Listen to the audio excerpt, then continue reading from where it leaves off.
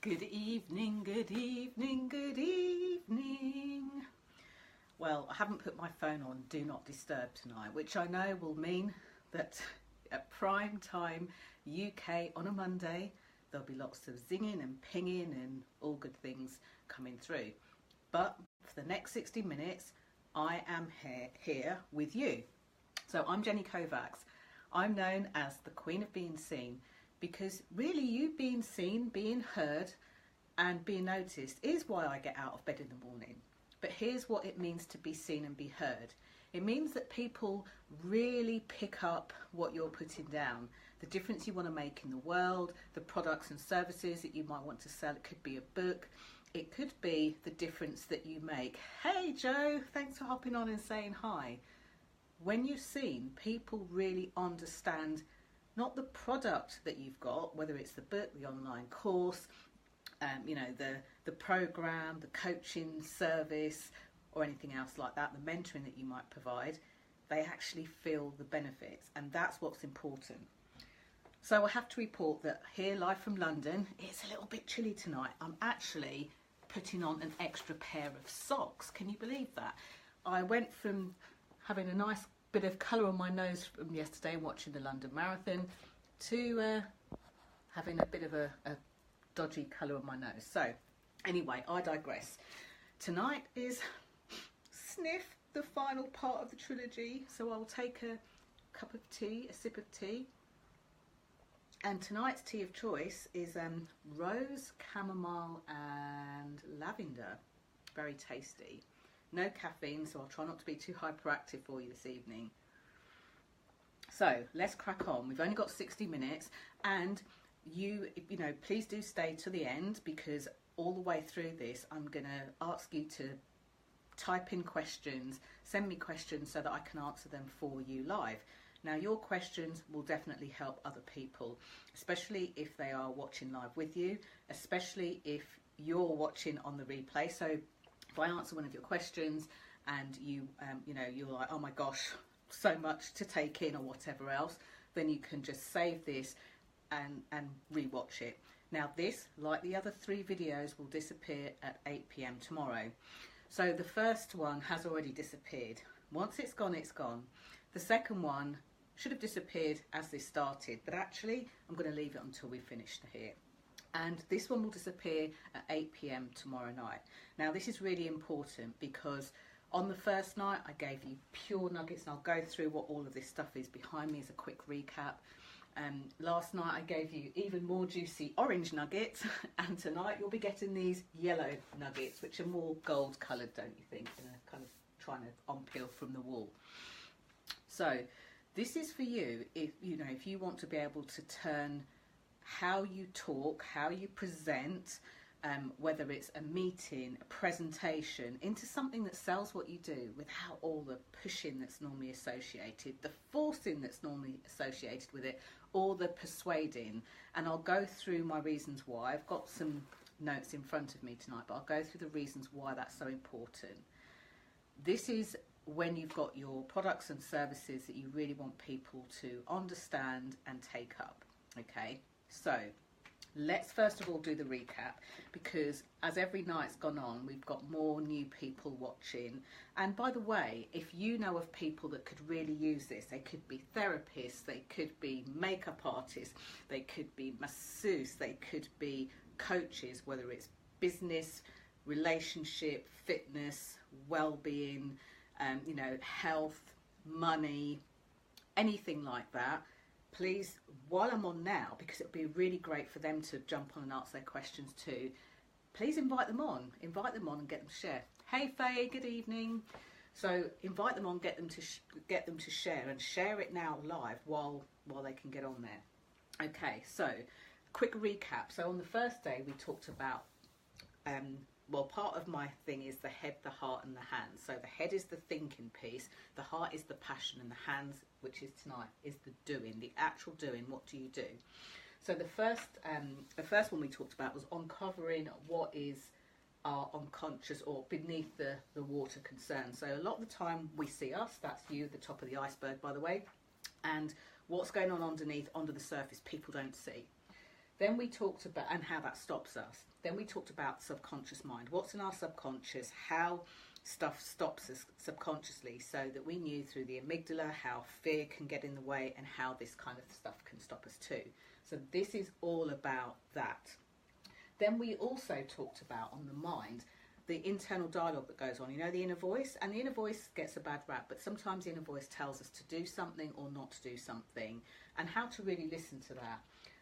A way to fool our body in our body language, and also a way to set our intention, you know, so that we can go towards what we really want to. So that was on the first night, on Saturday night, sorry. On Sunday, last night, we then went through these things. We went through your credibility list. So your credibility list does a lot of great things for you. It helps you get into that good feeling place, the high vibe, if you like, where and when you need it.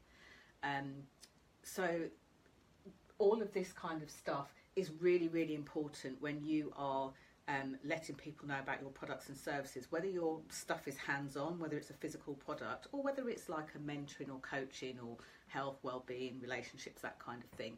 Hey Lillian, thanks for joining.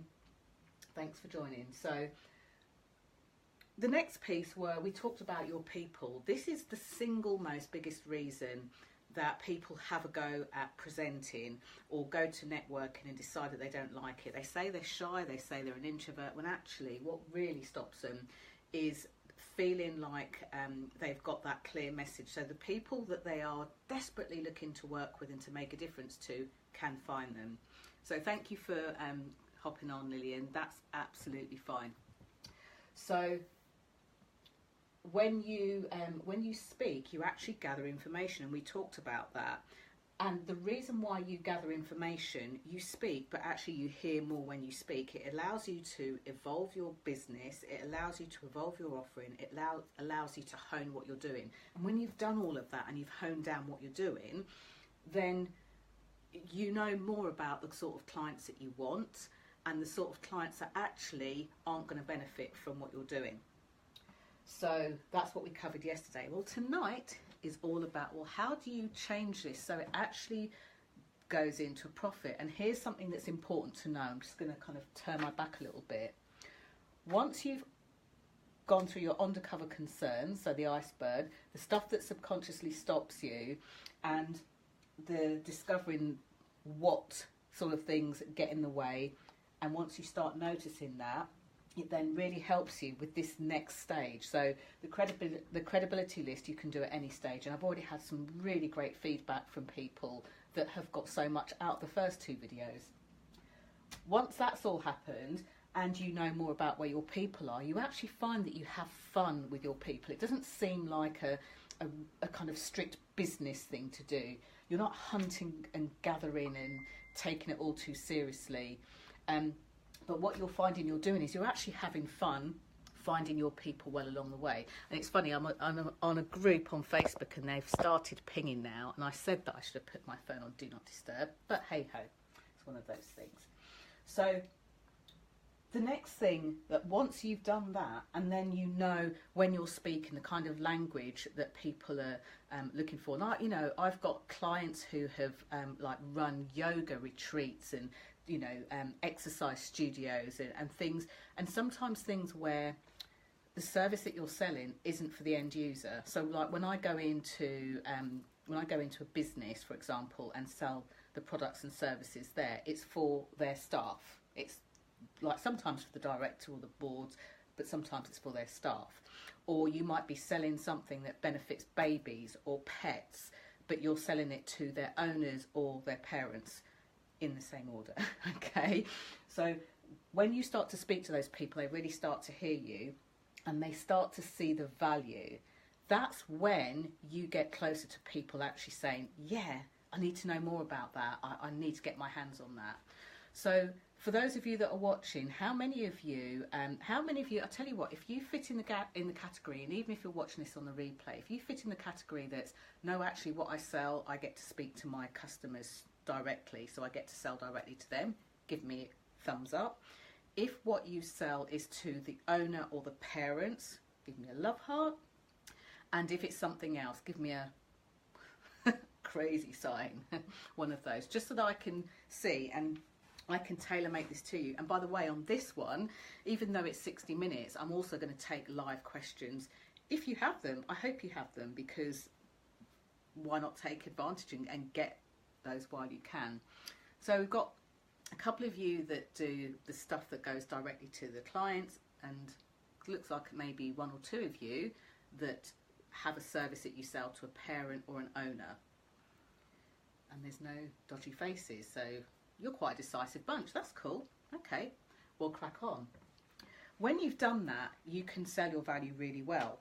But what I want to do is I really want to bust out some of the myths of what people think selling is, because, you know, I get sold to, and no one likes that feeling of being sold to. But I get sold to in a way that makes me cringe, because I know for some of the people that try to do the selling that they are brilliant at what they do. They make a difference in people's lives. They do things like in such a juicy, yummy way. Ah, you do all three, Natasha, do you? Cool, I love that. So if you do all three, so you sell direct to the client, you sell to either the parents or the owners, who are the third category that you sell to? Just wondering. Just nosy by nature, me. Do type in the box, because that intrigues me, and perhaps I can use that as an example. So here's the thing. Here is the thing. When we are selling our products and services, there's something that happens in the process, and it usually starts from this mindset piece right at the beginning, where we think we have to switch and be a different person. Now, funnily enough, I was having a conversation with a client really recently about this, and about how there are a team of people in a particular company, and one of them is responsible for the sales, and they're really, really great at getting in the leads, they're really great at networking, they're really great at connecting, they're really great at almost like enticing people, but they're not very good at closing the sale. And we identified very quickly, just from a couple of things that were said and done, that it stems from here. Once these things are moved out of the way, put to one side, then it means that the person can still be themselves, their lovely, gorgeous self, and they can still sell their services and their products to the people that really need it. Because that's the thing, when you're not selling your products and services to the people that really need it, you're kind of holding back the juices. So why I'm particularly passionate about this is I've been doing this for years, and although what I do is to help you stand out as visible, there's no point you standing out and getting out there in the world and then nobody wants to buy your stuff. It's really disheartening, it's really demotivating, but worst of all, for many people, they think it's about just the money. But what it actually does is make so many people feel like they're not on their life purpose, or the thing that they thought they were really great at, maybe they're not so great after all, and then they change. So this is the reason why I bang the drum for this. And I've been doing this for years, before my business started in 2010, and subsequently since, with companies, with people, with their parents, with the pet owners, and also helping the clients do it through products and services too. And for me, it's a really important way for you to be the change that you want to see in the world, because I would say 90% of my clients do what they do because they want things to be different. They want to help people and they want things to be different. Now, what I've seen as an very senior manager in financial services for various companies, what I've seen, hey, hello, just got back, and you've dived straight in, Alan, thank you for joining. What I've seen over the years is I've seen the hire process within the big corporates.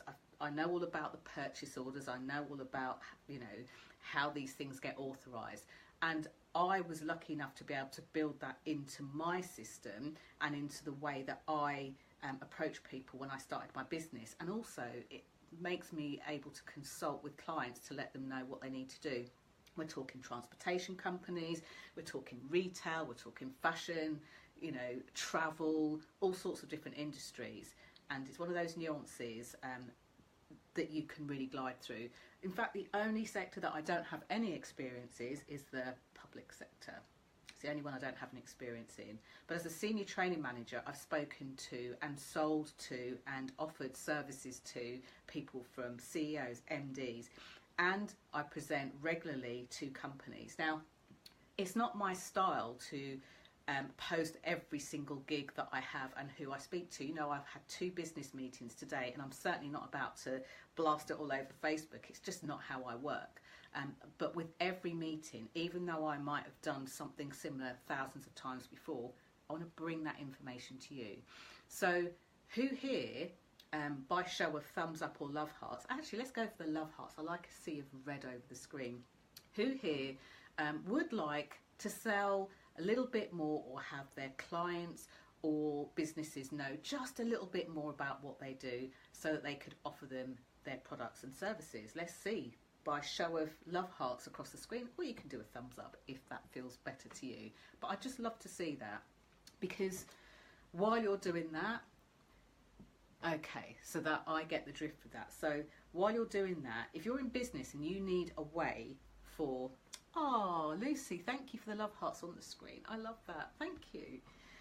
If you're in business and you need a way to let people know about what you do, but you don't want to send them online, you don't want to do the online course, you don't want to have to send them to a website, maybe you don't like your website, maybe your website's not ready yet, or if you're dreaming of like getting out and escaping from the 9 to 5 and you want to do the sort of transition that you hear about and dream about, so you go from a corporate role straight to self-employment, and you can start creating clients from day one. And with that, it means, you know, you don't have to have a website. Actually, I didn't for the first 9 months. I didn't even have business cards, and yet I got over £34,000 worth of business. And it was only when I sat back and actually totted that up that I realised it was £34,000 worth of business. So these are the things that you can have and do. And I'm going to say a quick hi to the lovely France Lees, who's an awesome osteopath. So if you want to have clients in your business without having to go down the online course route first, or maybe you've already gone down the online course route first, but you find the struggle in all the marketing and the emails, which, you know, although I've got online courses, I think I've sent out more emails about this trilogy in the last couple of days, and that's only one to say that it's happening and the other to say there's a replay and it's going away. I've sent out more emails to my list than I would do on a regular basis. Normally my list will get a couple of emails from me, but they get this live content. But one thing that you don't see online is the amount of live work that I do, in-flesh work that I do. So whether you consider yourself a speaker or a trainer, or if you're concerned about just using social media, hey, it's Jennifer. Hello, Jennifer. How the devil are you? She says, hi, Jenny. Hi, Lillian. You know, you might be concerned, having heard all the stuff that's gone on in the press about social media and privacy, you might be concerned, or like a couple of people, you know, who are peers of mine, you might wake up and say, you know what? If Facebook wasn't here tomorrow, I wouldn't have a business. What would happen to your audience? What would happen to your products, your services, the way that you market it?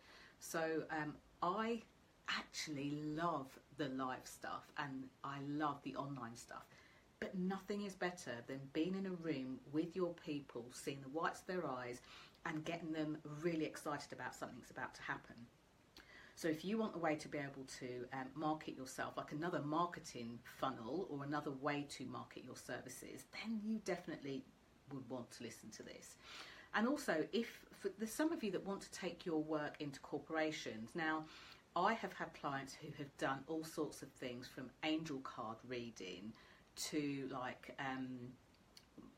to healing modalities, to yoga, to selling products, skincare products. One was even like a fashion designer that did high-end fashion. You know, I've had so many different clients who think that because of what they do, they can't take it into a corporate market. Well, the corporate, as I described yesterday, if you think about the corporation's a bunch of grapes, that's the corporation, but each person is a grape. You have got people that are at work working hard, and you've got an audience of people that are desperately looking for what you do and they haven't found you yet. So Jennifer says people are yearning for connection. They are, and I will come on to that later, and why it's an important part of all of this to connect.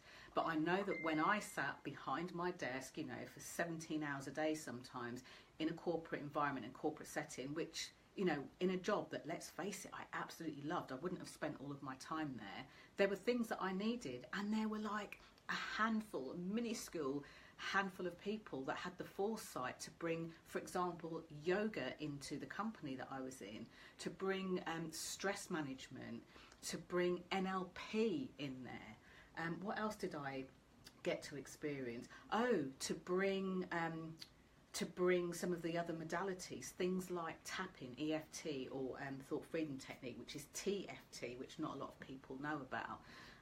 Things like mindfulness, things like career coaching. It sounds nuts, career coaching into a corporate. Won't they be worried that all the staff are going to run and have another career? No. Even confidence coaching, all that sort of stuff. Health and wellness, you know, Lillian's on here and she's into health and well-being. Those people that spend all those hours a day, and France Lee's an osteopath, must see people with like ripped shoulders and necks from sitting behind a computer. There is absolutely no reason that you can't bring that into a corporate or business setting. And the reason that you probably don't is because there is no one out there that's showing you how to do it. So if you're watching this, here's who this isn't for. If you're like, one day I'd like to have a business, I don't know what it's about, I don't have a business yet, you probably will find this entertaining and interesting, and it will get you really motivated, but it won't help you to make the decision on the business. That's something else. And if you're not part of the Visibility Vibes tribe, get yourself in there. The most juiciest people on the planet. Now, the other thing that this isn't going to help with, and I know that this happens, you know, and this will happen for you too, especially if you're doing like Facebook Lives, videos, talks and things like that. Especially with Facebook Lives, there will be people that will who want to learn a structure of how to do a Facebook Live. If you try and watch this and learn my structure of how to do a Facebook Live, it will confuse the hell out of you, because I say things, I do things in a certain order, fit for whoever wants to watch this, whoever wants to engage with it, and whoever wants to take up any invitation of what they can do next. One size does not fit all. There are little nuances and tweaks that you would need to make on a Facebook Live or a video that are very different when you're speaking live, connecting live. And I don't care if you're connecting with a room full of 2 people, 200 people, 2,000 people, 20,000 people. There are very different nuances between the two. So if you're watching this for the structure, you can breathe and relax. Just take in the information. These are real juicy nuggets, and this is the reason why these are only available for like 24 hours, because this is stuff that I go through with high-end clients, one of which I met in the Strand in London today. So this is not stuff that's shared, and this is why it does have to come down after 24 hours, despite the numerous, oh my gosh, messages, emails, Jenny, can you leave it up? I'm really busy, I don't have time. And I feel for you, and my heart wants to say, okay, I'll leave it up. But this stuff is too valuable for me to leave out there forever and a day. So I also don't do the convincing or forcing. If there's something that I say that you love, take it on and run with it. You will notice massive exponential differences in the way that you are, the way that you do things, and how you show up in the world. But this is not for me to tell you that my way is the only way or the highway. A lot of what I say will resonate with some of you. You'll see the benefits in it, and you'll even hear yourself going, you know what, I'm going to try this. But for some of you, certain things won't stick. So if you find yourself saying, that's all very well and good, that won't work with my clients, I'm determined about it, it's not my job to persuade you. If you are that determined that some of the stuff here cannot be useful for your clients, then I'm not going to persuade you. And also, for those of you that like to sit with things for quite a long time, this recording is disappearing by 8 o'clock tomorrow evening, and it will disappear by 8 o'clock because I don't have another live, so I'm not going to be distracted on it. But there is more, and I would be really slimy if I didn't tell you what's going to happen in here. So I'm about to get onto the content. I'm about to answer any questions that you've got, and also read these comments before they run by my eyes. Today is all about the hands piece, so how you profit, how you turn what you're doing into actual cash, so that you're not wasting money getting trains or flying around or driving around all over the country, or some people over the world. I've known people that have paid for their own flights to go somewhere else to speak, and they've come back, they've enjoyed the experience, they've had such a buzz, and they have not made any money from it. And there's nothing to say that you have to do that after you've spoken. That process can start way and a long time before. In fact, I've got a very exciting speaking gig tomorrow, and if you haven't heard about that, then do go into the Visibility Vibes Tribe group and have a look at the video. I was actually on the premises today and I did a very quick 4-minute video to show you guys and to kind of get you in, just as if you were there too. So do have a look at that at some point later. But there is going to be an invitation. I'm going to make an invitation in between the content I'm going to share with you, my golden juicy nuggets. I'm going to actually make an invitation for you, if you're ready, if you're willing, and if you're a definite yes, to join me this weekend. And already, whilst there are people that are going to be joining me this weekend live, a few people have said, I really want to go, but I can't. Will you be live streaming it and that kind of stuff? I'm thinking about it. I'm not going to lie. I'm thinking about live streaming it. But if you live stream, you pay the same ticket price as the people in the room, because you're going to get a live stream, but not on Facebook Live. You know, not publicly. You'll get access to everything, but that's only if it's something that more of you want. A couple of you said yes, and before I try and book a videographer at really late notice and pay the costs, as for those of you that run live events will know, pay the costs involved in doing that, I want to make sure it's something you want, and if not, no problem too. So Jennifer was saying, I miss running my meetups and workshops. Oh, Jennifer, have you had a look at my post on my private timeline? I did a video, a little Facebook Live on Friday just gone, and the week before I actually put a post up there. So if you miss meetups, you might want to have a look at that. France Lee says, very interesting. I was actually exploring this avenue. Oh, what was that? Was that the corporate avenue? I'm going to say this at the risk of sounding like a bit strange. It's such an untapped market. It's such an untapped market. I myself, when I go into these places, get asked all the time, who do you know that does this, that and the other? The biggest problem that I find isn't that I don't know people to recommend to these companies, it's that they're not ready. I'll say to someone, there's this opportunity, are you able to do this? And I'll either freeze with fear because no one's covered it yet, or they've got something that's ready but it's going to take a few months, and you know the corporates need somebody like yesterday. Sometimes, you know, they'll be willing to wait, but if you're not ready, I can't recommend you, and I am known for recommending you. So with that said, I am going to get into some of the content. So there is some groundwork, and the groundwork was done on Saturday in the mindset piece, and yesterday on the people and the passion and the purpose. Like, how do you have a passion and purpose that you can articulate to people without rambling and being like octopus on roller skates? Because one of the things that so many people say to me is, I had this really great opportunity and I messed it up, I rambled. And actually, it's not that you rambled, it's that you haven't been shown how to channel your passion and your purpose into something that makes people go, oh my gosh, I really need that. I hear that a lot. My clients hear it a lot, and this is what I want to share with you. So there's a certain amount of groundwork. I'm going to go through some what's and how's, okay? And you're saying hi to each other. I'm going to go through some what's and some how's, and I'm going to invite questions. I'll invite them at certain points so that I don't miss anything on the screen. I'll be mortified if I hang up on this call and somebody's asked a question which I've completely missed. So, and keep them shortish just so that I can read it all and answer it straight away. I don't want you to have just a talk. I don't want you to be like overly concerned and not, you know, be asked to go and speak in Glasgow or Cambridge, but have to go there off your own back and buy your own train ticket, get your own diesel, you know, find your own hotel, sleep on someone's couch. I want you to be able to go in a way where you've created that talk, where you can get the income from it. I'm just reading your comment, France Lees. A lot of osteos are working corporate wrong way, which is why we make it hard to get the job. Don't worry about the others, France Lees. Only concern yourself with what you do in the world, the difference that you make, and that comes onto this first bit here, the head stuff. You know, it's so easy to get distracted when we look at other people in our field, and you know, many marketing people will tell you have a look at what your competitors are doing. And I get why they say that, but I'm a visibility specialist. I help you to stand out. And one of the biggest reasons that people don't stand out, they get comparisonitis because they look at what other people are doing and have that as their benchmark or their glass or concrete ceiling. And that's not what I'm about.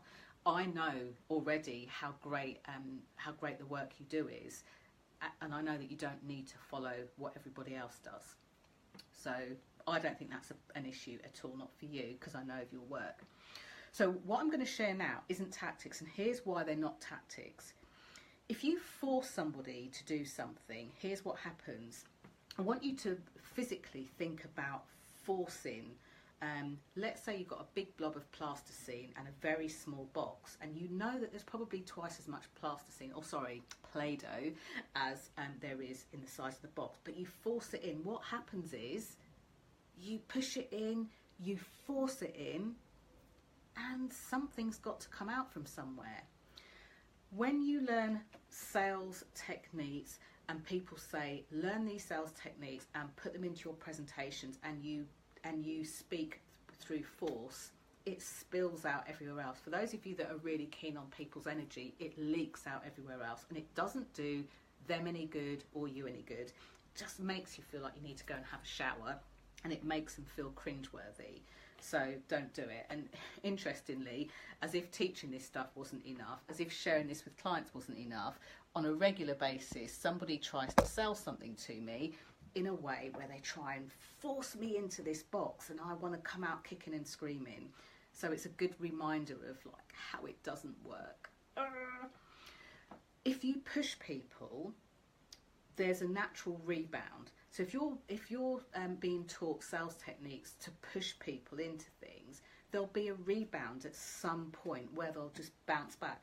Think of a big bowl of water with apples all floating in the water. If you try pushing those down, even if you try and get your arms and elbows and push them down, they're going to pop up somewhere else. So when you push, there's a natural rebound. The other problem with being forceful or pushy in sales is this. When somebody feels forced, even if you do it lovingly and gently, which most of the people that I work with, because they want to make a difference, they don't mean to push somebody, but they get really excited and push or force them into it. When you push or force somebody into something, you will have the conversation, or you will be having a conversation, normally with a coach, with a friend, with a loved one, of, oh my gosh, they said yes, but how do I make them stay? You know, I really had it in the bag. This person said they were going to work with me and now they don't. This part of what we're going to do tonight, the hands, this is one of the major reasons why the sales don't stick.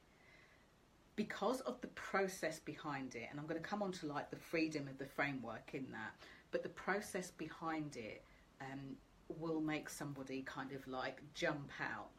And this is something that I'm going to be sharing with you live on Saturday too. But for tonight, I want to give you some nuggets so you can start to lay them in place, lay them in order, so that you can really, really start to put these, put these out. And I did say at the beginning that I'm going to cover this in the time that we've got, but I'm also going to make an invitation too.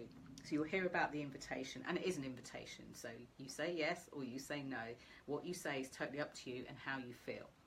But if you know that you want to start getting more stuff out there in the world, and you don't always want to be doing it online and writing email strings and doing social media, or feeling like your posts aren't working, people aren't liking, and all of that kind of stuff, then you're really going to want to hear even more. So I like to do something I refer to as permission-based marketing, permission-based selling. And the reason that it's permission-based marketing, visibility actually, and selling is because people are ready to receive what you want to put out there. They don't feel forced, they don't feel pushed, they don't feel coerced, they don't feel, trapped into a box. This is really, really important. So there's freedom in a framework. Now, the thing that I come across, and I laugh because even includes myself, a lot of the people I work with have 2 or 3 different things they do. They spend so much time trying to sell all these different things separately and not knowing how they can put it together. Normally because somebody in their wise wisdom tells them, don't push it all together.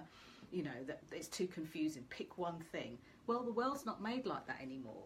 So one of the things that I recognise we do need is a framework. Imagine like a climbing frame, a child's climbing frame. That climbing frame doesn't mean that you can't go outside of its boundaries and onto the grass, into the sun, or go on something else like the swings or the roundabout.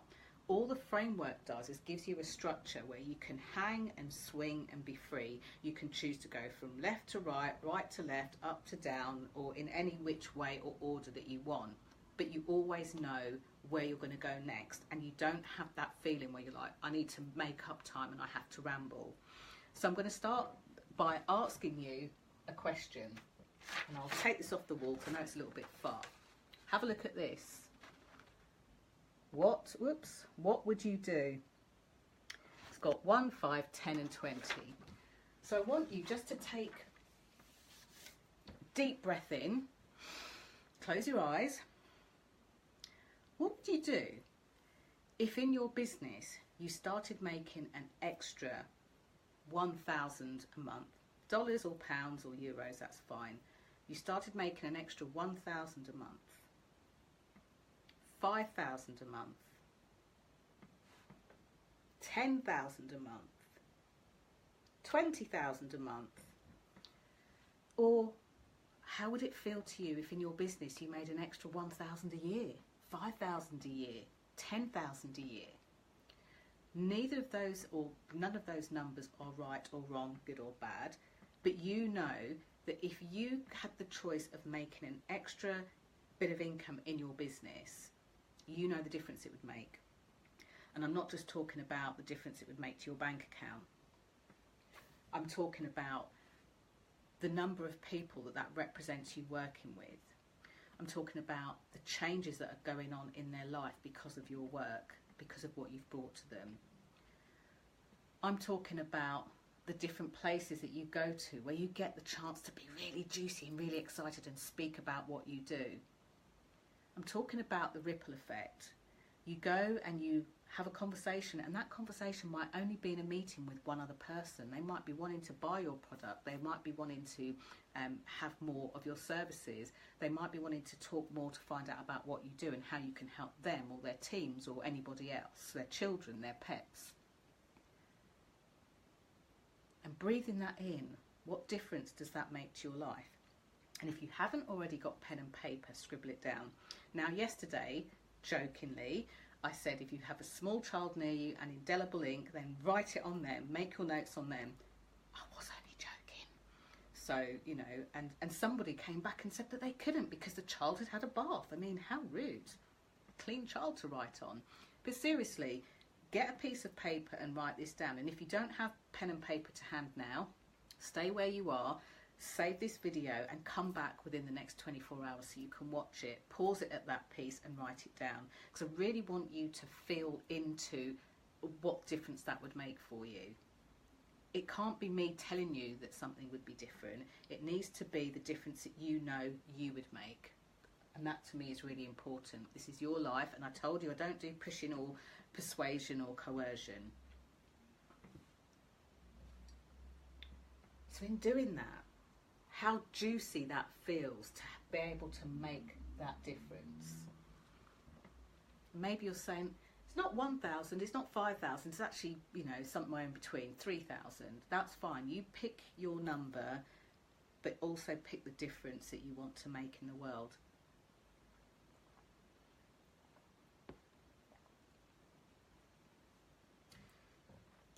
So now you've done that, the next thing that is really important, and Jennifer alluded to this a little while back in this live, is connection. So many people try, and I use the word purposefully, they try to connect with their audience. They try to sell to their audience before they've really connected with them. Now, these are things that happen to me on a regular basis. I get a lot of private messages on Facebook from people. They might see something that I'm doing, seeing something that I've done, seeing something that I've talked about, and then they'll send me a message.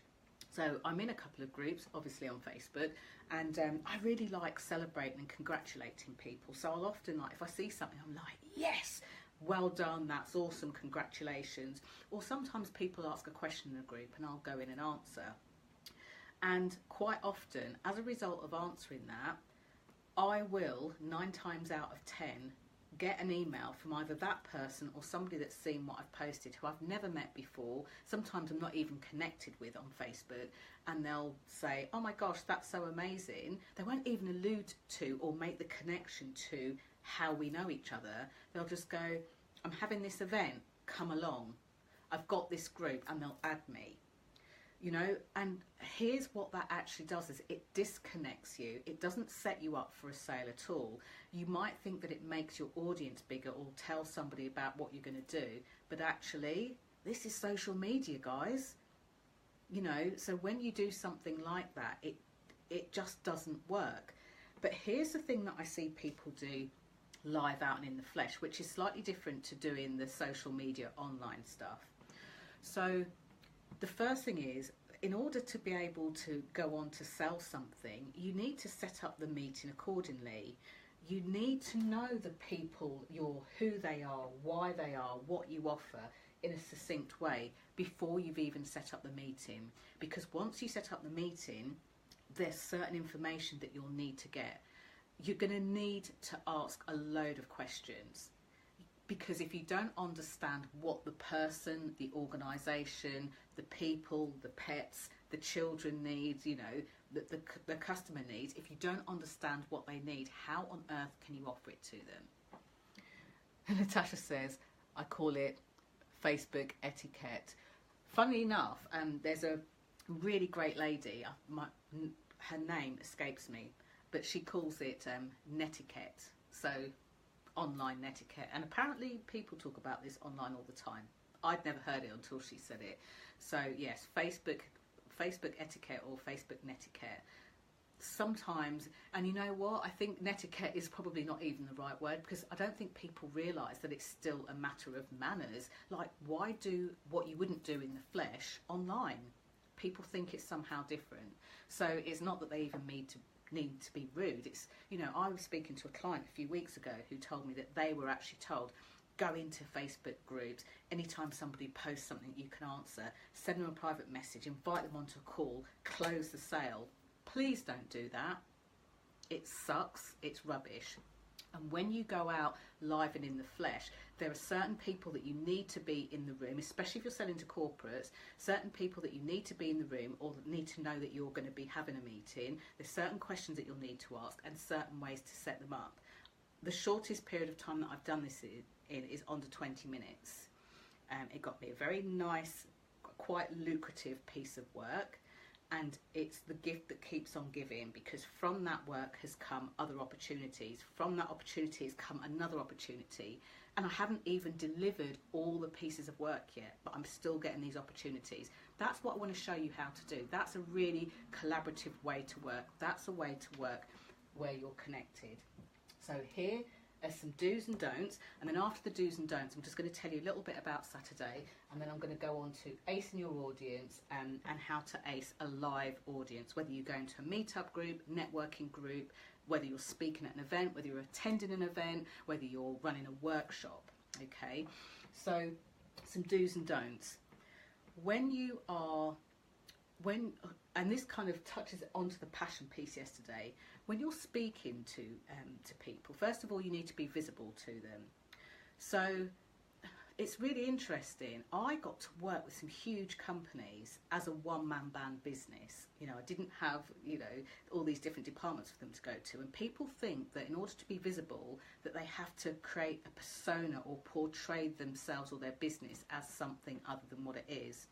If you're a one-man band, it's absolutely okay for you to be a one-man band. You don't need to go into that kind of meeting and say, oh, by the way, I'm a one-man band.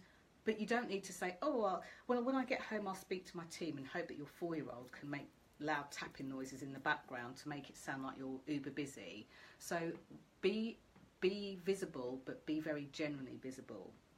Second thing that I find is, most people go into something, and because they're so nervous about it, which points to this mindset stuff that we'll be doing some fun things with as well and going deeper on that, when you let those little critters get into your mindset, and when you let those things affect you, it affects your performance, it affects the impact you make. I mentioned before that I'm an ex-learning and development manager, I'm an ex-senior training manager, and I've worked in very many corporate positions where I've brought in the training. And the amount of people that have sounded, and not even nervous, but like they couldn't be bothered. They did the opposite of what I talked about yesterday. Rather than talking at me, they had such little enthusiasm and passion. I wanted to say, why are you here? Why are you even talking about this? You know, why? So really get to think about the impact that you make. And yesterday we talked about the credibility list and how, and this, like, literally you could do it in a couple of minutes and then keep it going and keep it going. But when you build your credibility list, and by the way, for those of you that are in the Visibility Made Easy, the monthly subscription program, you're going to get access to these broken down into even more nuggets. Okay, so when you are visible, when you're credible, even those days where you think, oh my gosh, I'm really scared, oh, what am I going to do? You can pull on this credibility list, which then changes what goes on in here, which then makes you feel confident, comfortable to connect and be able to explain the benefits of your products and services in a way that people drive on. So I'm going to come back to that in a second, but I just want to tell you about Saturday and what's happening on Saturday. So Saturday is going to be a live and direct event in London. So it's not going to be for quite everybody because some of you have said, I can't make it into London. I've just got some notes on just to make sure I don't miss out anything that we're going to do. It's 2 days, but Saturday starts at 1 p.m. and the reason that I've done that is it means that you can come into London at a leisurely pace, at a leisurely time. And by the time you get there at 1, you're going to have all of your drinks and lunch and everything included. And what we're going to do is we're going to go deeper into these things that might stop you. I like to call it the leverage point. So if we find the one thing that makes the biggest difference and we can smudge that out of the way, it means that then you can come on and do the, have more confidence, I guess, and have more gravitas and credibility and impact when you are speaking to the people that you love. So we're going to look at what you believe to be true stops you, and we're going to get that stopped. We're going to look at how you convert your stories in your head to give them meaning and to make them work for us, or when they don't work for us. Well, I'm a visibility coach, so no business is going to understand what that means, and no one's going to take me on. Fast forward to even last year, when I was stood in front of an audience, a live audience of 250 people in a conference in London. They were all about risk and compliance. 80% of that audience were male. 80% of them, I would say, were silverbacks. Of that 80% were silverbacks, and they were heads of banks, financial institutions. In fact, a handful of the people in there were even self-employed consultants, but most people worked for banks. Some of them had travelled into the UK from like the Czech Republic, Bulgaria, Italy, France. They had a speaker on from America. What, you don't think you can make a difference to somebody because they live overseas, or that they work for a bank, or that they're a senior level? You must be kidding me. The most shocking thing that happened that whole day, apart from the fact that I lost my voice a few days before and couldn't speak for like 3 days and had to suck loads of vocal zones, one of the things that amazed me the most is when I said, by show of hands, and I said, by show of hands, who's ever had any work done on their visibility or their branding? And about 4 people put their hand out of 250 people. Can you believe that? So I don't want you to go through life thinking that what you do wouldn't work for a corporate audience. What you do, you can't charge more for. What you do, you can't sell it from a presentation or from a 10-minute networking meeting, because I've done the lot. Clients have done the lot. It's perfectly possible. And if for some reason it's something that you want to do and there's a slim chance that it doesn't, it wouldn't fly, I'll actually tell you, save your money, don't come to the event, go to this person or try something else, because that's the way I roll. That's the way I roll. Oops. Sorry, I've got a talk tomorrow at Google and people go, oh my gosh, I'm so excited. So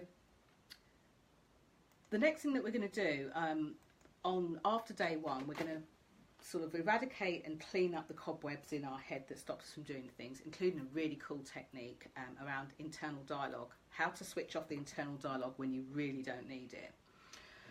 The second day we're going to base on passion principle, how to get really excited about what you do without waffling, without going off track, without seeing people's eyes glaze over, without explaining what you do and they're just like,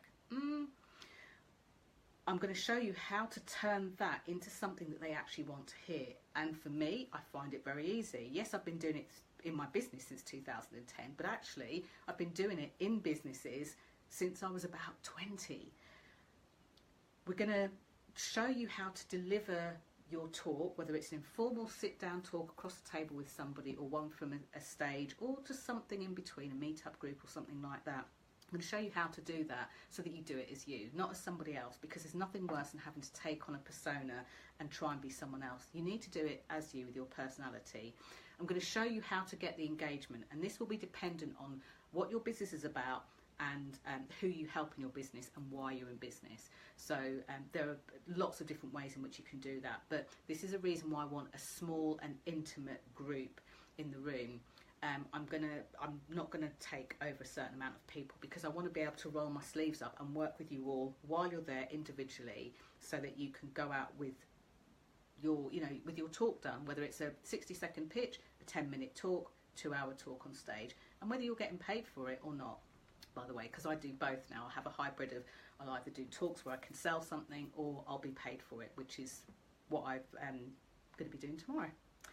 So what I'm also going to do, rather than you having to work out, well, how do I go and speak to somebody, and then what do I do with them next if they say, well, I'm interested, like how do I take it further? So I've got a few templates and things that I've used, and I'm actually going to bring those in, and you're going to get those templates so that you can change them, you can personalise them, but I'm actually going to show you whilst we're still in the event how to change them, how to personalise them. So, for example, we know that France Lees is an osteopath.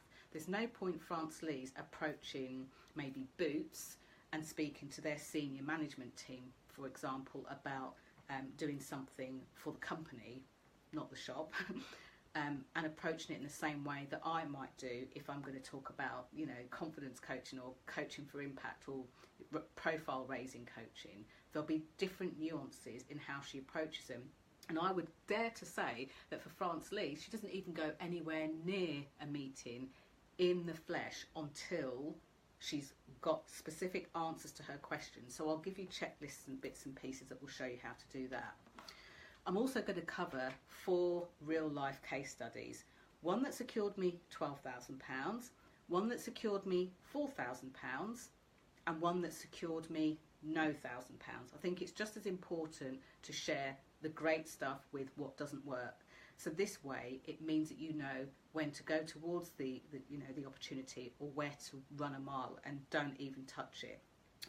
So as well as being there in the room all day on Sunday, half the day on Saturday, and getting all of your refreshments, teas, coffees and lunches and all of that kind of stuff, you're also going to get those templates and checklists that I told you about to keep. We'll work on them in the room so you can take them away and continue with them, which will include a few things like really great forms to give to people when they're interested. But I'm also going to take you through the process so that you've got your own great process.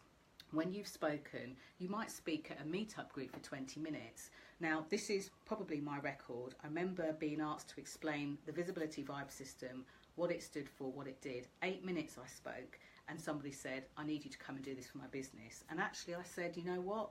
I'm in someone else's gig here. I'm just explaining this process. And they said, oh my gosh, but I really need this in my business. And from that, I was able to go and speak to their group, their mastermind group, and then give them more visibility tips and work with them in that way. I wasn't selling anything. I didn't intend to sell anything. I just explained, and that's what I want to show you how to do. And it's really difficult for me to show you how to do it when I can't even see the whites of your eyes. But really easy for me to show you when we're in the room together and you can say, this is my product, this is who I sell it to, and I'd like to be able to sell it to these people, I'd like to be able to do a presentation to this type of person, how can we do it? This is why this can't be a room of like 50 people. It can't even be a room of like 200 people, because I'm not going to get round to everybody.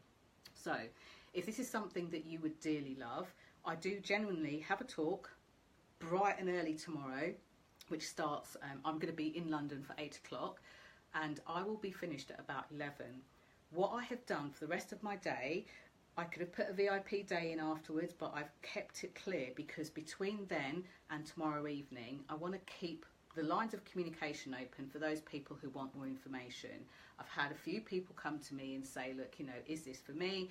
A couple, it has been for them, and one of them, it really wasn't for them. So if you want to know any more about Saturday, it's £399, which includes VAT. If you're like, oh my gosh, I'm just hearing about this now, you know, I need to go, but I can't pay you all of that now, don't let that stop you. Click on the box above, and if you're in a position where you're like, I don't have the cash to pay that now, then you definitely likely need a way to be able to go and speak to people offline that actually starts to generate an income. Because one of the things I knew that was transformational for me, the bigger numbers are nice, but it's quite surreal when you come off a phone call and like, oh my gosh, I've just sold 8 grand, or I've just sold this and it only took me 25 minutes on the phone. But when you know that, you know what, the cash is flowing in and flowing out, but I know that I've got more money coming in. I had money coming into my bank account today. It doesn't have to be thousands. You know, I've got more money that's coming in on Thursday. I have more money that's coming in next week. So I always know that there's things coming, and a lot of it has been from what I do face to face in the flesh. When I do these Facebook Lives, when my clients do these Facebook Lives, you get interest online, but you also get more interest live and in the flesh. And that's what I really want to show you, the kind of whites of your eyes live room stuff. So if this is you, click on the message button above. There is no big sales page or rambling page, but if you have a look at the events tab up here as well, it will tell you even more about presentations that sells, which is the event on Saturday. You'll be able to read what you need to read, and then if this is something for you, I'll be able to send you an invoice with your business name on it, your name on it. You'll be able to get paid up and guarantee your seat in the room. And if this isn't for you and you're just interested in what I'm talking about and want to take the nuggets that I'm sharing with you, that's fine too. Okay, so here are more nuggets for you. Do's and don'ts. Be very, very clear on how what you offer will benefit the organisation, the people. So if you're standing at a networking event, I would not stand at a network event and say, oh, I'm a visibility specialist and that's it. I'll say that I'm known as the Queen of Being Seen because I help people to stand out in their business so their clients can find them. And that's virtually it. I might say I do it in a number of ways, through speaking, through video. That might help them. Or I might choose to say, well, I help people to be able to promote themselves in a way that feels genuine and real and authentic and doesn't go through anything that they've previously been told is a great selling technique or marketing technique. But what I do is I would pick one piece, and this is important that you do that too. You know, as an osteopath, like Natasha, tell me what you do as well. And Jennifer, if you're using this to reach more people, to make a difference in the world, what would you like to offer them? And then I can use it as a live example. And by the way, if you've got any questions for me on how you've been promoting or selling your products and services, start typing in the box and I'll answer those for you too. So there's lots of do's and don'ts, things to do. So here's how you ace your live audience. Slightly different nuance to being on video. So the first thing that you need to do is you do need to acknowledge your audience. When you're in the room, there's a gazillion ways you can do it. One of the most obvious ways, of course, is by the eye contact that you make with them. It's interesting because I've sat in rooms with very well-known speakers who have only concentrated on one section of the audience. And funnily enough, in America, I went to a conference. I was very curious, and in that conference, there was another lady I met who was a very well-known speaker. And she said, what do you think of this guy's presentation? And I said, it's good, but what's with the left-hand side of the room? Left-hand side of the room. And she said, well, it's funny you say that because it's like they weren't there. So there are just very, very simple things that you can do to connect with your audience and let them know that you acknowledge them. The next thing to do is to make sure when you're acknowledging an audience that you let them know that you understand where they are. Okay, no one's got any things to tell me about what they do. I'm going to pick France Lee's again because I know France Lee's work well. So for example, when France Lee's tells people what she does, when she says that she's an osteopath, she could accidentally or inadvertently make herself very generic. That leaves people to do something that she alluded to before, to say, oh yeah, I know about osteopaths, I know what work they do. No, I'm not interested. We had an osteopath here before, it didn't work out. But what she could say is, as a qualified health professional, I really love helping people become pain-free. So, Mr. Company Operator, if you're finding that you've got a lot of absence, people with migraines and headaches or some sort of pain, it could be that they're actually living or suffering with chronic pain, and that's my area of expertise. Like, how much money could you save by not having staff off sick all the time and having to get people to, you know, to cover what they're doing? How many of your women have had babies or are about to have babies in the next year or so that could use some support so that they're healthy, their babies are healthy, and they come back to you strong and they're, you know, and they're good and healthy at work? So when you start talking about the benefits that you can provide, this will acknowledge to the person listening or to the people listening that you understand what they're talking about. If you're helping with pain relief, there is absolutely no point on this planet of talking about how their life will be when they're pain-free. You need to get into the trenches with them and say, I understand what it feels like when you get out of bed every morning and you're like, if I take any more painkillers, I swear I'm going to have my stomach pumped, you know. How debilitating it is, you know, how relationships, personal relationships break down, professional relationships break down. Your family think you're a hypochondriac, but they still, you know, give you that knowing you'll be all right. Here she goes again, here he goes again. When you speak in that way, not only do you connect with your audience, you acknowledge that you understand 100% where they are. Used to be generic, but did lots of work to stop doing that. Absolutely. I'd like to say I did, but we're all work in progress. You know, every day virtually I'll do something to really hone down, and I did talk about this yesterday, but I'll keep honing and honing and honing. And this is not about niching, but it's honing down so the people that are desperately trying to find you can find you more easily. So Natasha says, I fix faces from the inside out, and I'm looking for anybody with skin. Do you know anyone? I like that, Natasha, it's cute. But for some of my clients, especially my corporate clients, if you said that, they would still not know what you do. So, for example, and I hope it's okay to play with you, if you fix faces from the inside out, does that mean you do plastic surgery, or does it mean that you help with blemishes, or does it mean that if somebody's got something like wonky with their face that you help? What does that mean? And one of the things I talked about yesterday, like, where are your people? Who specifically are they? Why exactly do they need you? I talked about phoning them as opposed to emailing them because things can get lost in translation. I talked about waffle. Waffle comes from our passion, actually. It doesn't come from us not knowing what to do. We become passionate and then we'll waffle and get off the beaten track because we're so excited. And getting over the, well, what I do works, but I have to show you it, doesn't cut it for anyone, whether it's a corporate client, whether it's a new client. They want to hear very quickly and succinctly what you do. And here's why this is important for me, for you. Because if they misunderstand what you do, they'll smile, they'll go, oh my God, that's so amazing, especially the British audience. Oh my gosh, that's so amazing. Oh, that's great, good for you. And then they walk away. You haven't had the chance to let them know what you do, and you haven't had the chance to let them know so that when they find somebody, they can tell them too. So when you go through this, and we're going to go into, we're actually going to dive into this on Sunday morning from the Saturday session. When you go into this, then not only do people understand what you can do for them, but they'll like bump into a person in the shop, in their house, in the corridor, on the phone, and go, oh my gosh, I've just spoken to this woman who does da da da. So they then become your messengers, and they help you to spread your ripples far and wide.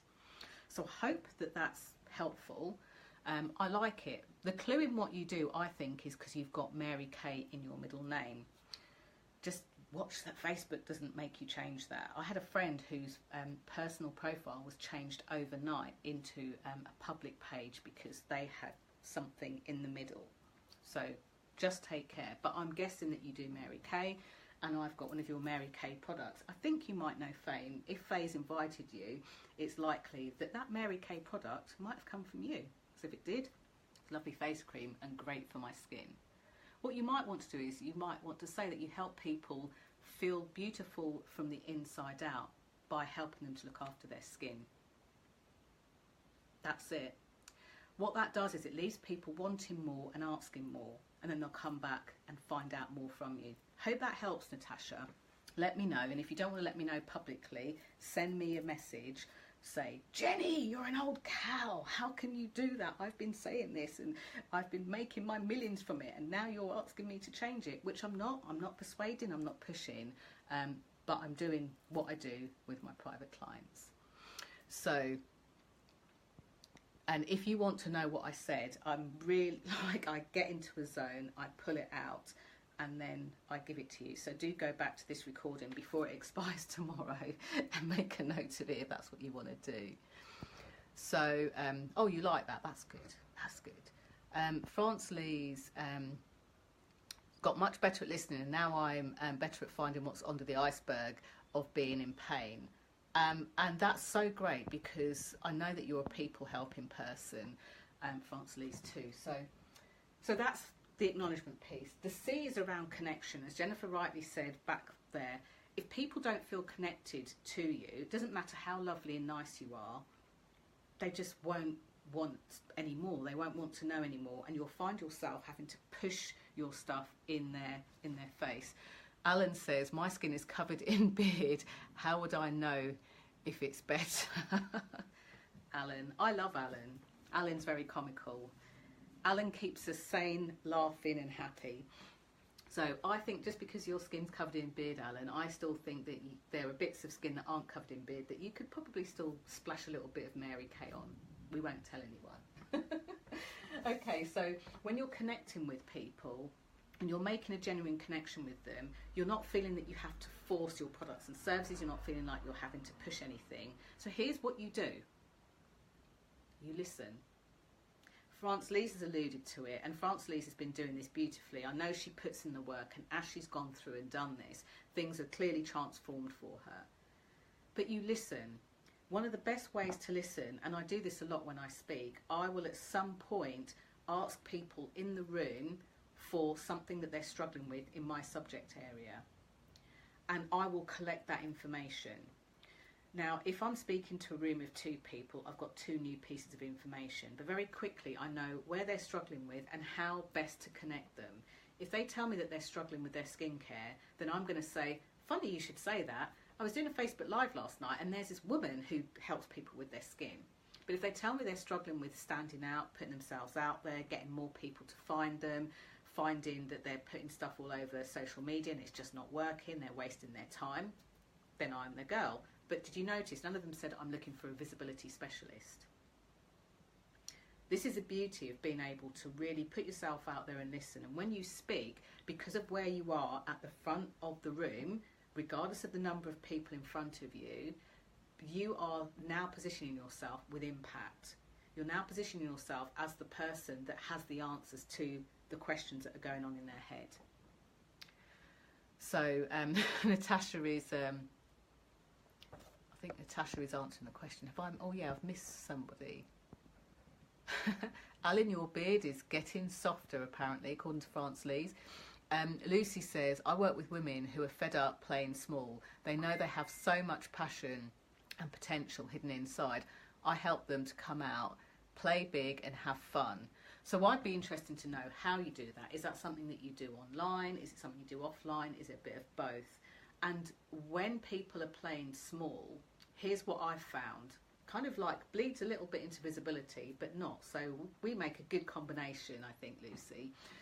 What I find is when people are playing small, they don't even want to comment on Facebook Lives. They just want to lurk. I talk a lot about lurkers.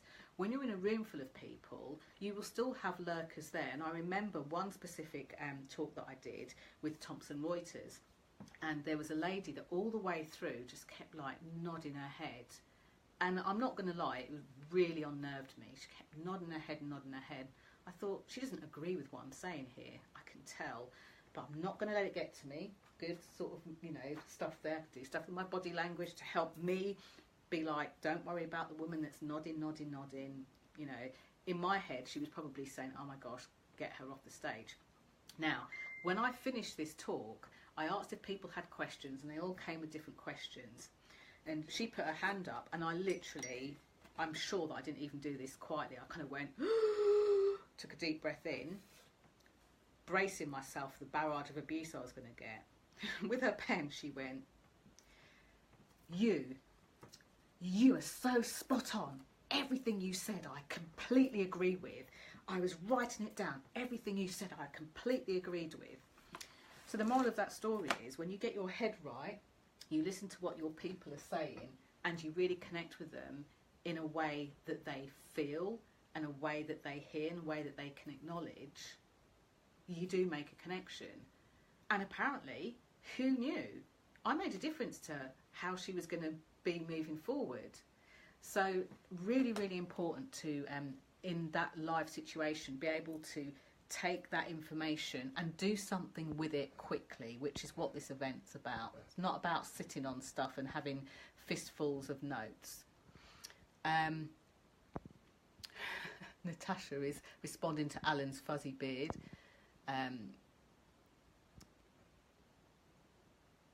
Your son and family are visiting you. Oh, so they've got stuff to soften your beard. Oh, you are well loved then, Alan, I can tell. Faye saying that she works with men and women who want to learn how to improve their skills by making themselves feel and look better. So I've got that too. So one more thing that is important to do in your live talks is to make sure that you engage those people, because when you're presenting your stuff and you want to sell them, if they are not engaged, remember I said I've got a really great some great case studies, you know, 12,000, 4,000 and no thousand, like zero, zilch, nada. The reason why I was able, and I've learned a couple of times the hard way, but the reason why I was able to run away and not walk was because of this engagement piece. Too many people think, oh well, I'm doing it now. I'm just gonna keep asking and keep asking, and they're here, so they must want to buy from me, and I'm really great, so they must want to buy from me. Know when to engage them and when to take them on. Some people will be a definite no way. Some people will be a yes, I think so, and have questions going around in their head. And if you don't have something set up in place to take them from listening to you at a networking event, having a chat, you know, on a one-to-one basis on a networking event, going into a company and, you know, putting something together. It's not always about the proposal. Getting into a company in the first place, doing a talk at Thomson Reuters when somebody keeps nodding their head and rolling their eyes like that, and you think, oh my gosh, I don't want to hear any more, and then all of a sudden they're like, okay, so what's next? You need to have those steps. And there's ways to do it and there's ways not to do that. So knowing how to engage the person, I'm going to say the audience, that could be the one person that's listening to you. How do you do that when you're stood on a stage in front of 400 people? You can still do that too. How do you do that when you are at a meeting because somebody likes your product or the thing or your book or something like that, and they want to then offer it to their audience? How do you segue into that? And that's what those checklist templates are going to be about on Saturday. We're going to go deeper, but for now, here's what you do. You listen and you make your offer when people, and you especially feel this even more in the room, people will feel a draw. They'll be going, oh my gosh, I don't know why, or I don't know how I'm going to do this, but I really do need to do this with you. And if they're like, I need to do this with you, but I can't do this now, you'll also have something in place to be able to take them into that, or to say to them, do you know what, this really isn't for you, without making them feel sort of bad on themselves or anything else like that. Okay, so that said, have you got any other questions? Have you got any questions for me? Maybe you've you've done something, you've offered something to somebody, you've sold something to somebody, you've done a presentation, you want to know whether what you do is presentationable. Is that a word? You want to know why, when you offered something from speaking or a talk, that it didn't work, anything like that. If you've got any questions, now's the time to put them into the box, because I have gone over time, but I'm more than happy to stay here and answer your questions. What have you got for me? And if not, I shall bid you good night. But before I bid you good night, and whilst I wait to see if you've got any other questions coming up there, and it could be about Saturday and Sunday, here's a question for you. I want you to be really real and honest with yourself, and I don't even want you to type it in the box here. I want you to take this piece for yourself. Think about what you're doing at the moment and how you're doing it, and ask yourself this question: is this working for me really? Is this working for me really? Because you can have the biggest audiences, you can have the biggest following, you can speak a gazillion times and still find that people just aren't getting what you're putting down. So is it working for you really? And if it is, not only am I happy for you, I kind of breathe a sigh of relief. That's great. That person can go back into their life, do what they're doing really well, creating more people, having a bigger audience, and all of that kind of stuff. So how is it working for you really? And if you're like, Jenny, it's not working for me, but what you're offering on Saturday isn't working for me either, where do I go from here? Then we probably need to have a chat and book a visibility call to find out what's going on, what's not working, why it's not working. I'll ask you lots of questions so that I'm like a doctor, like a diagnostic doctor. I've got clients, and I've also got a friend in business who says, I sold this thing and this didn't work, and I kind of go, okay, that was great, keep doing that, that's where it went, this is what you can do. Don't even try and phone them, don't try and contact them, or actually, have you tried this? And I was actually doing that today for someone who wasn't even there. So let's have a look. So I think I've seen questions go by.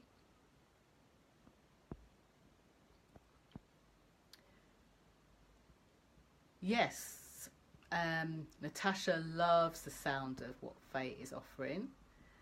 Great presentation. Thank you so much. I've been doing this for so long, but you know what? I still put a lot of effort and thought into it to make sure that I don't get complacent and that you guys are getting the best of it. So whether you're watching this on the replay and thinking, oh my gosh, it's going to go soon, please do. Please share this, by the way, with people that you know that do either something similar to you or something completely different.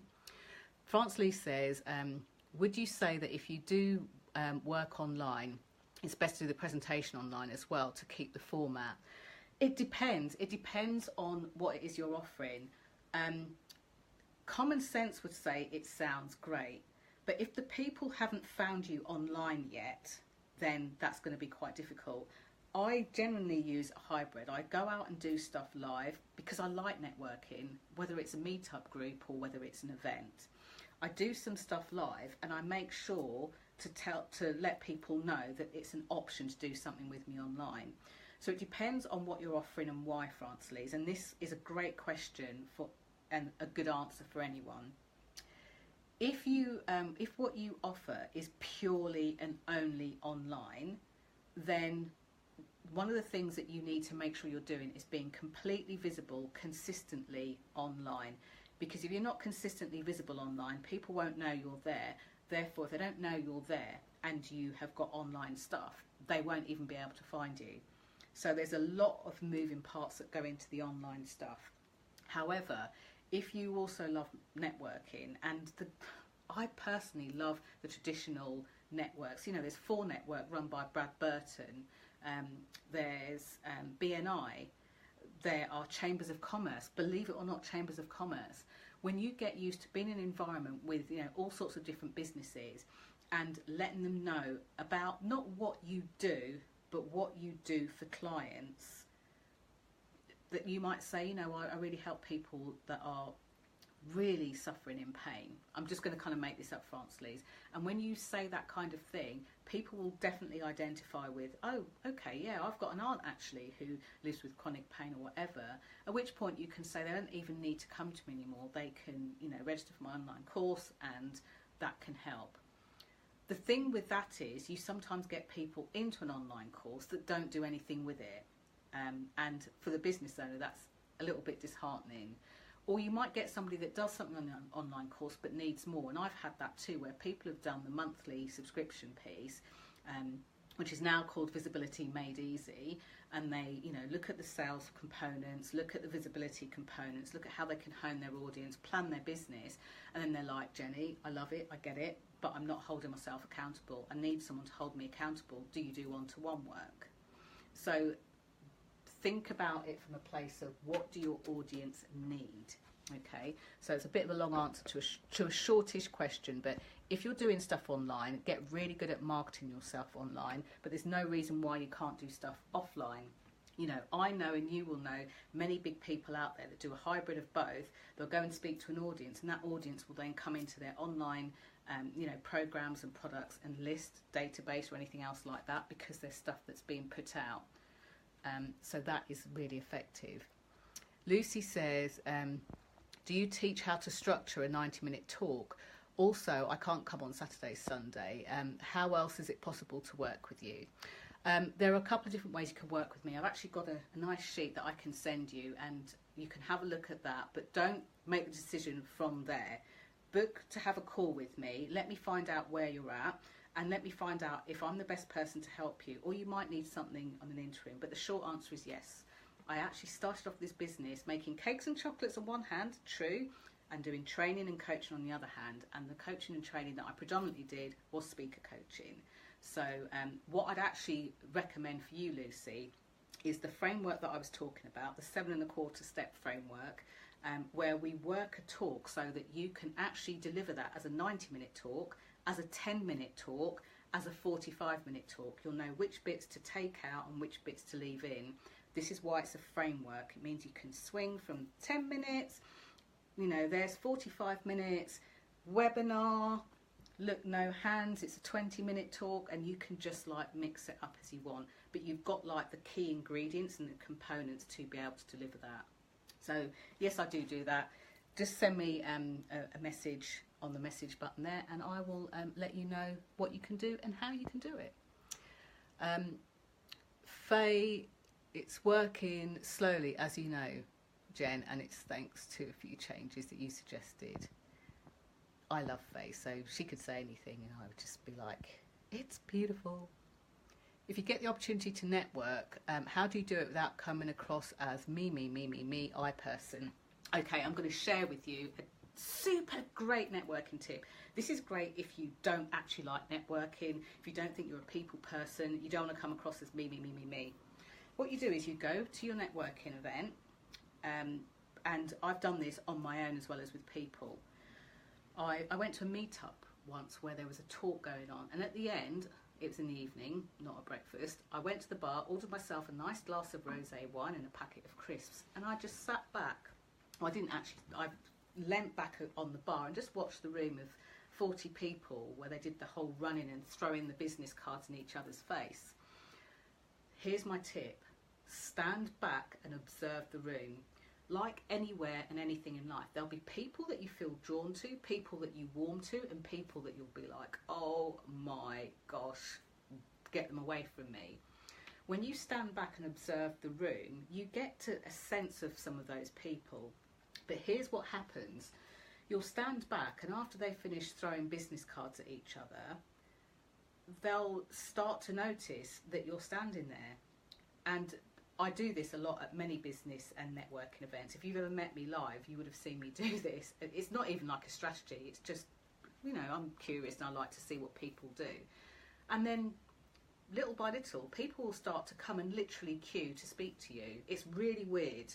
I did it with my friend Jay Kamara, as well, when we went to another networking event, I said, look, here's what we do. We got there, we got ourselves a drink, and we went and stood by a wall, and I said, watch this. And she said, aren't you going to go and speak to anyone? And I said, no, not yet. Not that I'm being antisocial. Stand back. People started to come over, and one woman actually came over and went, are you Jenny Kovacs? Oh my God, I watch your videos, blah, blah, blah, which always weirds me out a bit, but it's nice at the same time. So people will come up to you, and then when they come up to me, I get bored of flapping my gums and talking about what I do to myself. What's the point in being in a networking group, you know, if you're not going to find out what people do? So the first thing I do is I say, so what do you do then? And, you know, I've got the curiosity of a 4-year-old. I don't ask why, but I'll say, what do you do? And what types of people do you do it with? And, you know, do you do that in the sun, in the rain, or whatever the, you know, the next question is? I'll ask a lot about those people, and I'll say, so nice to meet you. And they'll say, nice to meet you. And then sometimes they'll be like, oh, what do you do? And I say, I help people stand out so their clients can find them more easily, or depending on the circumstances or what they need. Oh, it's funny because I actually help people like you that want to put together a structure for public speaking that you can take anywhere without it feeling like you're reading a script. Yeah, I do that. Well, book a free call with me if you'd like to, but totally up to you. If not, check me out on Facebook, Queen of Being Seen. Have a look. I've done loads of videos, like there's over 500 videos, or check out my YouTube channel. And that's all I'll say. I won't say, so what I do is this and what I do is that. But I'll often say it after I've at least got to find out about what they do. What's the point in networking? And you know what? I've made some really great networking friends when I've done that too. So I hope that helps. Fransley says, great answer. Where or how do you find networking with the right vibe? Well, it's funny that you asked me that, Fransley, because you've asked me that because you yourself have a good vibe. So, sorry for the men that are watching this live on the replay. There's a saying, a woman's intuition is very rarely wrong. And I've put this to the test. I can't even begin to tell you how far I've put this to the test. I will go on Meetup, I'll have a look at some of the stuff that comes through on Facebook, I'll listen to what my Vibers are offering. I'm always going, Vibers, if you've got an event, create an event in the group so I know. The reason is because I'm genuinely interested. And when somebody says, oh, I've got chronic pain, I can say, go and speak to this person, you know. So I have a look at the events that are around. I have listened to my instinct, my intuition for so long, and I still get in my own way sometimes. But you know, sometimes you're like, oh my gosh, you know, this person's going to be hosting an event. It would be make such good sense for me to go, and I'd be able to market my products and services. But my gut is going, no, Jenny, no. I listen to it. If there's a group that's associated with it and I can see the conversations, I'll look at the types of conversations that are going in, and I'll jump in and say, hi, I'm new here. Just thought I'd wave and say hello. And if, as a result of doing that, I get a barrage of personal messages going, buy my stuff, you know, come to my event, do this, I'd like you to, I've had a few of these, I'm not even going to say the specifics of it, but I'd like you to do this thing with me. Oh, it will cost you, but do it. And I'm like, hello, who are you? Have I met you before? That doesn't feel like such a great vibe to me, and I trust my gut. The other great thing, other great place to find people with a great vibe isn't just in the industry that you're in. So if I only went to thing with like coaches, mentors, trainers, speakers, I'd be bored.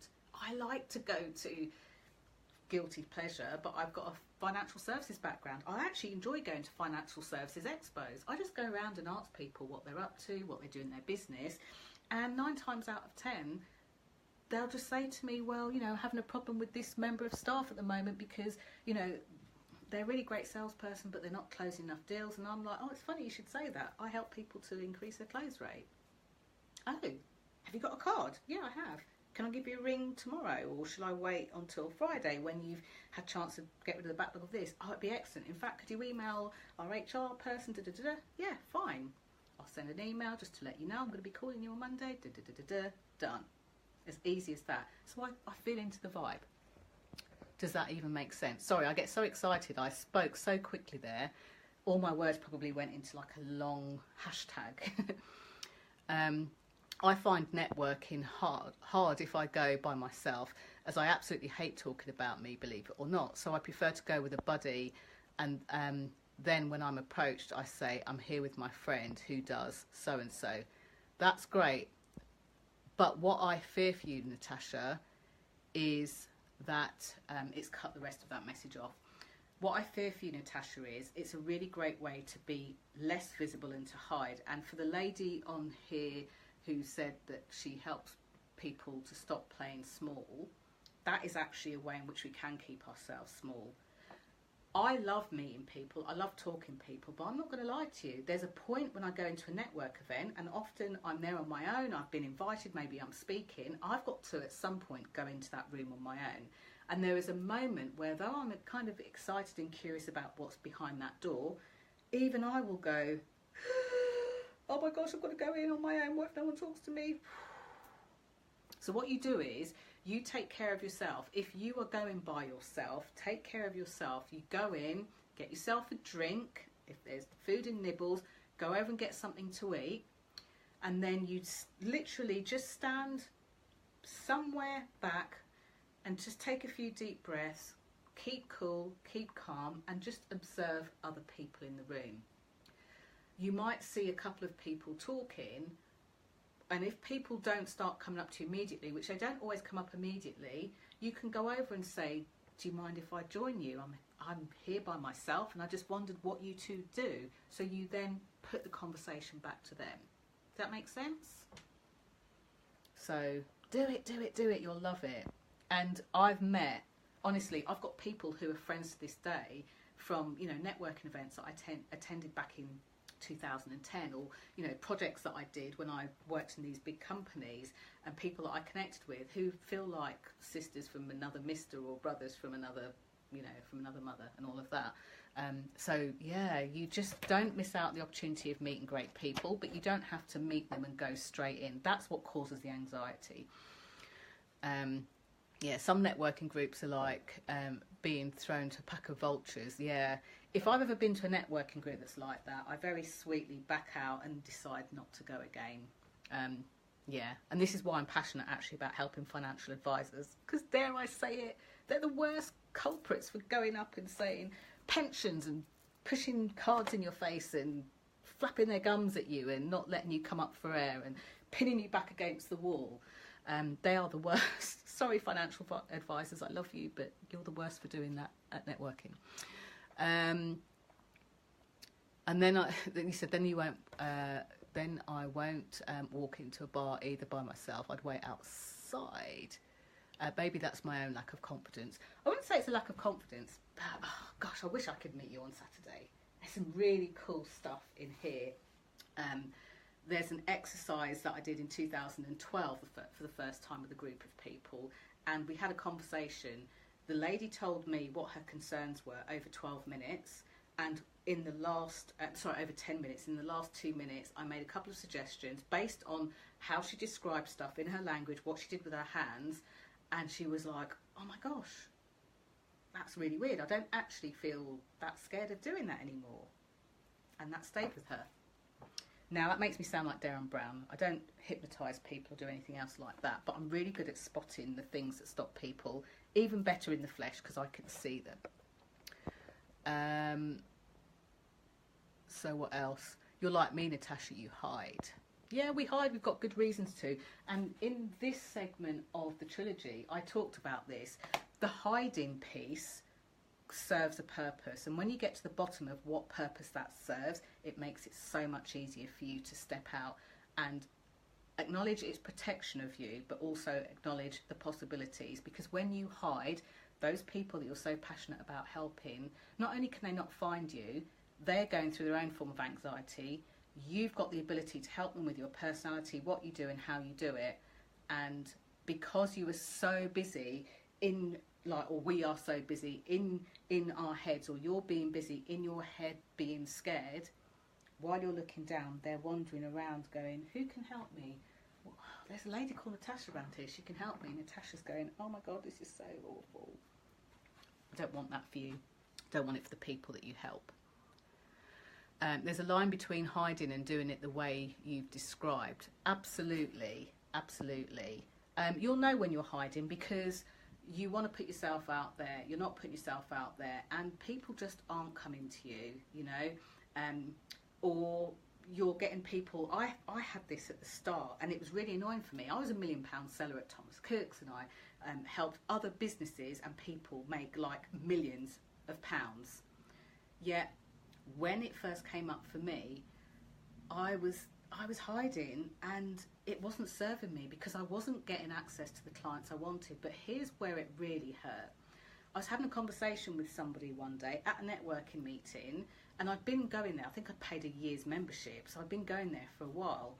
And then this guy who'd only joined the networking group like 3 weeks before came over and joined in the conversation. And the person I was speaking to went, "Oh, I really need help with confidence when I'm giving talks and stuff." And this person, without missing a beat, went, "I'm a hypnotherapist. I can help you with that." And I was like, "What about me?" That's when I realised that I was not, I was hiding my light under a bushel. I wasn't being the person that I needed to be. I didn't need to say to him, "Hey, I can do that, buy my stuff." But I should have been having the types of conversation that led me to, "Oh my gosh, if that's something you're having problems with, I can help you. Let's book a time to talk." So that's it for now. We've gone over, but I hope that you've got a lot of content and value from answering those questions.